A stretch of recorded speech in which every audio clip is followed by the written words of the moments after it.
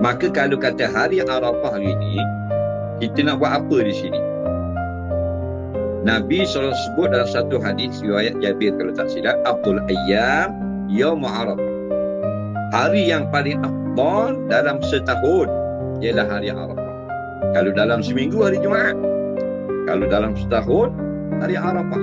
Bila kita duduk pada hari yang Nabi kata paling afdal, maka tidak mesti kita duduk di Arafah.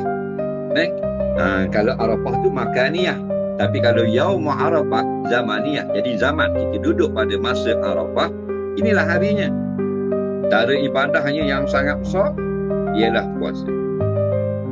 Nabi sebut dalam satu hadis, siyamu yaumi Arafah ahtasibu 'ala Allah an yukaffira sanah.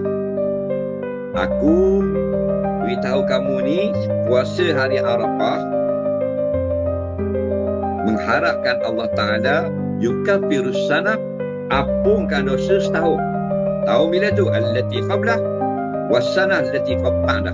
Satu tahun sebelum ni Allah ampun setahun, tahun depan ampun pula setahun. Dah tahun ni dengan tahun-tahun ni kapit dengan ampun, jadi ampun lagi 3 tahun. Kata setengah ulama. Sehari je puasa. Tahun depan ampun dosa. Tahun depan banyak mana dosa kita. Tahun depan tak tahu lagi. Kena mungkin banyak pada tahun